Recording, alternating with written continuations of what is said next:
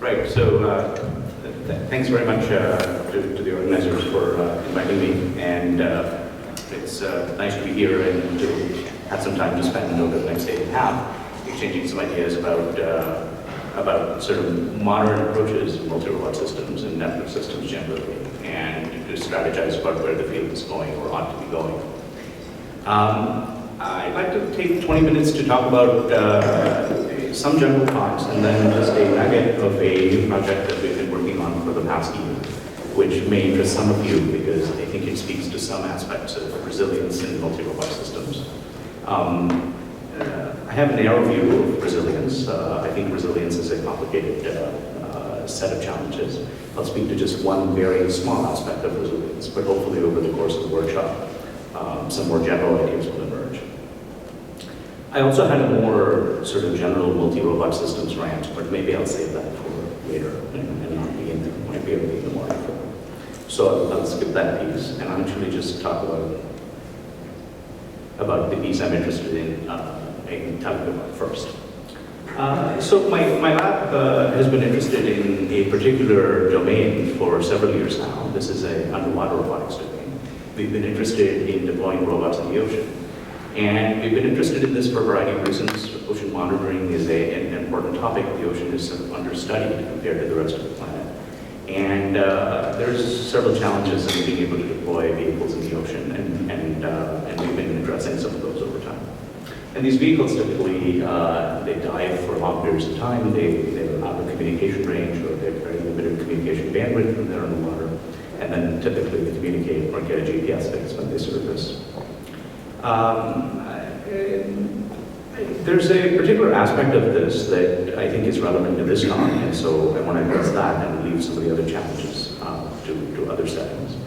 And so it's fairly typical for these vehicles, particularly the buoyancy-driven vehicles, to be very slow-moving and to spend large amounts of time at sea. So these vehicles will dive, they'll measure some sort of ocean data when they're underwater, and then resurface. And they're slow-moving, and because they're buoyancy-driven, they have tremendous longevity. And so these vehicles tend to spend tremendous amounts of time at sea with very little human intervention.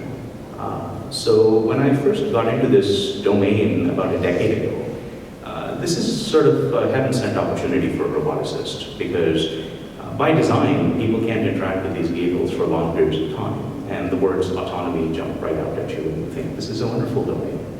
And this is true, but you rapidly realize that there are facets to this domain where people want to interact with these vehicles. I think Jeff is going to give a talk about that later. And there's also facets to this domain that make unattended autonomy quite difficult. So we'll pick one of those facets today. These vehicles, when they're moving underwater, are susceptible to being pushed around by the water. And so the environmental dynamics play a very significant role in the control of these vehicles. And that's the piece that makes much of the work with these vehicles quite challenging. So if you want to deploy these vehicles in the ocean, there's tremendous current activity at the surface, and even subsurface, there's large movements of water that cause these vehicles to move in directions that you didn't previously anticipate. Particularly, what's challenging is that your ability to forecast these disturbances is limited.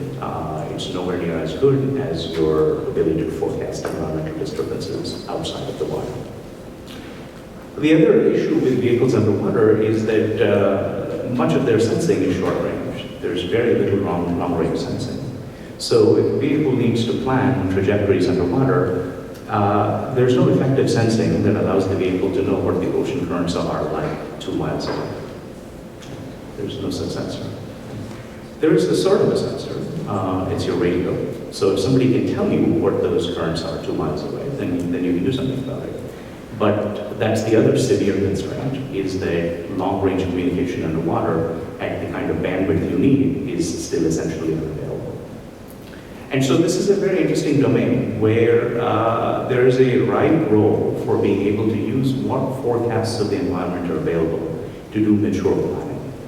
Because it's one of the few domains left where you make I don't want to say you want to run open loop, but you have to run with very little information for long periods of time. As you can imagine, this makes the problem particularly difficult for a multi-robot setting. It's difficult enough for a single robot to operate under such constraints. It makes the problem even more difficult if you have a multi-robot problem in mind. So imagine, for example, that you have an aggregation type example.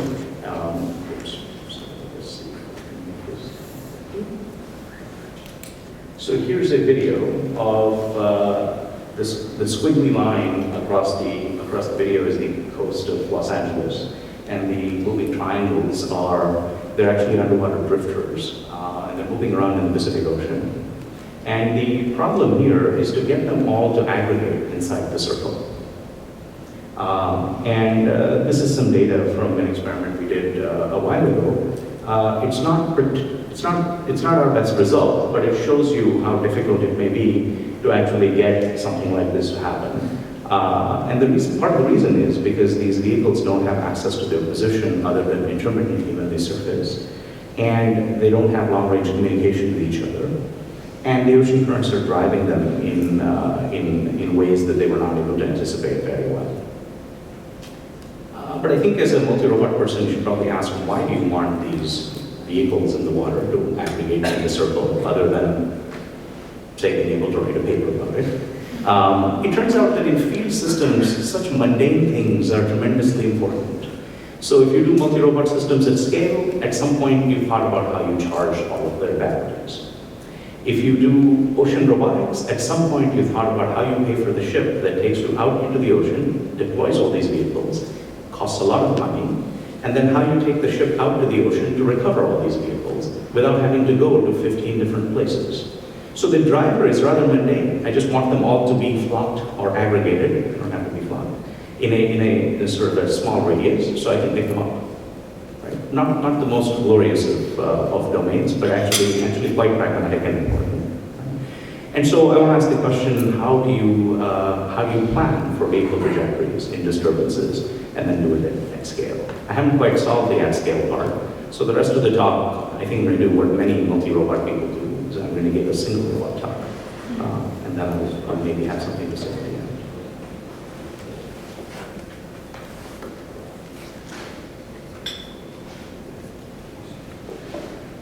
And so these are slow-moving vehicles that are easily disturbed, have periodic GPS, and the bad news is that it's impossible to accurately track specified trajectories.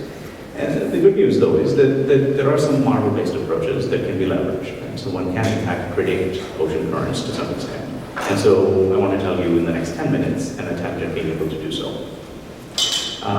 There are several tools one can use. We've thought about solving this problem using a fairly standard technique with some augmentation, using decision theoretic planning. And so all of you here are familiar with how you use MVPs to do planning for vehicles to go from A to B. And so I'll skip the tutorial slide on MVPs. What MVPs do basically is associate with every state in the state space an action that's most likely to take you to the goal with the best possible reward under a discounted reward system. Now, the problem is that if you look at a setting like the one we have in mind, then the transition function from one state to the other is time dependent. So the probability that you'll go from state A to state B under action A is not stationary in time. So that's problem number one. Problem number two is that you violate one assumption, which is the underlying Markov chain assumption with MVPs, which is that state transitions are not jumps. They actually take finite amounts of time, and the amounts of time they take are different from one state to the other. And so can you in fact use some generalization of MVPs to deal with these two problems? And our results suggest that you can indeed, and you can do so in a computationally reasonable fashion. And so the basic idea is that if you command an action A and there's a local disturbance due to ocean currents, then the resulting action is in fact the vector sum of the two, so you don't end up with the action you commanded, and so you need to somehow incorporate this. And so, let me skip this, and actually it's going to be, these are just the standard. So, if you solve the MDP as though the transition function was stationary in time, you can do this by fairly standard techniques. And you can end up with a setting where you'll get a result that looks something like this. So if you have an MDP that models the currents as stationary in time, and if the currents in fact don't vary, then we have some data that suggests that you can in fact do quite well. And so for small disturbances or disturbances that don't vary in time, such approaches work very well. The challenge is when in fact the disturbance is time varying. So here's an example of a time varying disturbance. It's very stylized. So this is meant to simulate tidal effects. So the variation in ocean currents is periodic here, which is a simpler kind of variation. If you solve the problem under a static current assumption, and then in fact subject the vehicle to this time varying disturbance, you end up with results that are less than satisfying, as you can imagine.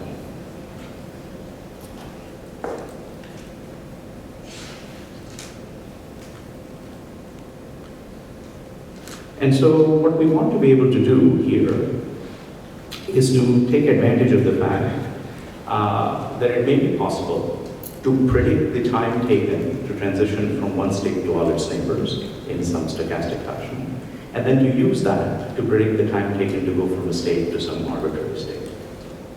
If you can develop that prediction, then you can in fact index into the correct time slot and invoke the transition model for that time slot when solving the MDP, as opposed to invoking the time as it is now. So a lot hinges on being able to make this forecast, right? And that's where we want to be able to use the ocean forecast. And so this is not impossible to do. The way this works is you can imagine that states further away are taking longer times to reach, and so what you want to be able to do is to be able to solve in expectation which states you will reach at time t1, which states you reach at time t2, which states you reach at time tn, and then to maintain a table of which transition functions to use for a particular time. When you arrive at a state, you index into that transition table and solve the Quantum equations to give you the transition policy that is optimal.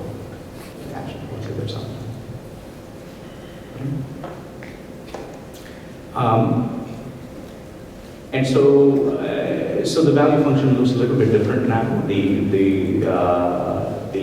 reward function has a time dependence on it, as does the state transition function. But otherwise the updates don't change. As long as you can index into the right time slot for a given state, the rest of the process works exactly like the standard MDP. How do you actually compute how long it takes to get to a particular state from a start state? It turns out this is a standard dynamical systems problem. It's been solved a long time ago. You solve a set of linear equations. These are part of the homomorphic equations. The time estimate to go from one state to the next can be solved fairly readily by solving a sparse linear solver. Many of the transitions don't make any sense in such a setting. What you need to know are a basis, which are the one-hop solutions. And so if you know the one-hop solutions, you can write the aggregate as a function of these one-hop solutions and solve this large linear system. This linear system is of size S, where S is the number of states. And it tends to usually be sparse, so it's not difficult to do. You do have to solve it at every instance of time, so it is important to be able to have something that you can do computationally efficiently. So you solve this to arrive at an estimate of what time you're most likely to arrive at a given state from a particular start state.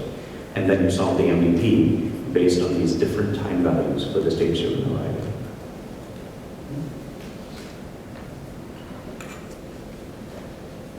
It's just a little visualization of what the reachable space looks like as a function of time. You can see further states look further away.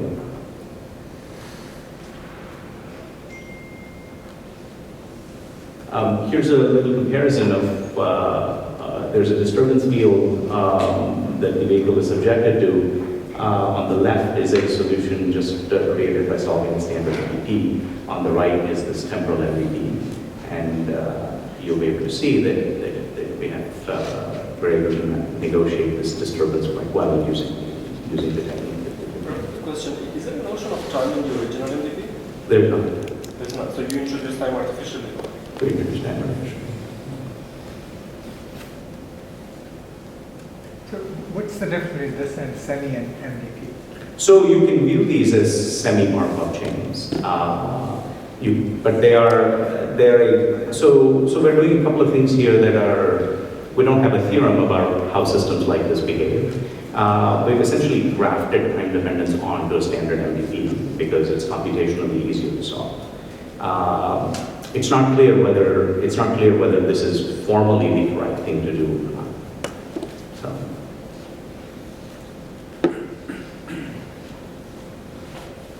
Maybe in a few months we'll have a better answer to that.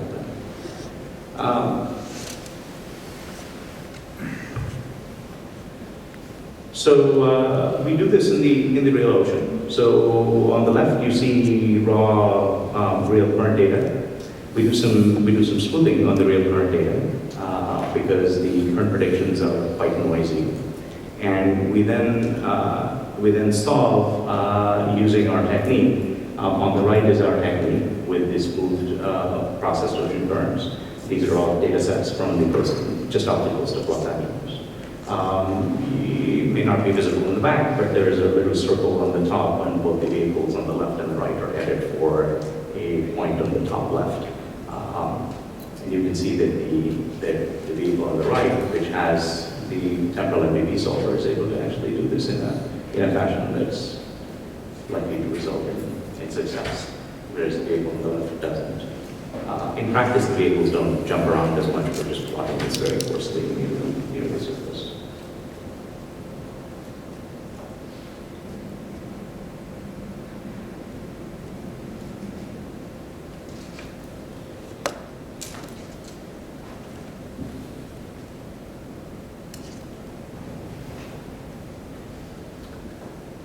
So we're now starting to marry this with vehicles, with trajectories that are generated from information-seeking behaviors.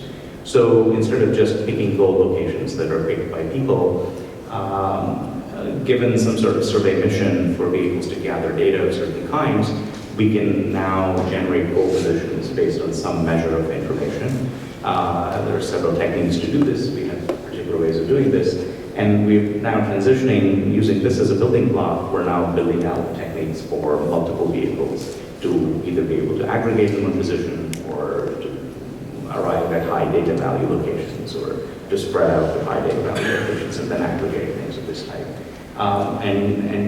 We've had some early success in doing this. There's an upcoming paper that will describe it, but roughly speaking, here's our pipeline now.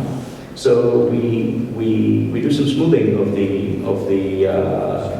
the ocean forecast. We then generate potential sampling points for multiple vehicles using an information theoretic measure. We then do some informative path planning by essentially doing graph matching, and then we do the low-level motion control for the individual vehicles in using the technique that I described here. The process is centralized in that all the vehicles have access to the same motion model, and all the vehicles use the same motion model to do the low-level motion control. So this is multi-robots in the way that we know how to do this for one robot, and then we'll just do many copies of it. It's not anything more than that. And our approach to resilience here is to really develop a technique that can be resilient to the environmental dynamics at the level of the single vehicle. It is not an approach necessarily that says anything about resilience at the group level. And so, as I said at the beginning of my talk, it's a fairly narrow interpretation of how to be resilient, but may offer some clues as to how to deal with environments that are challenging.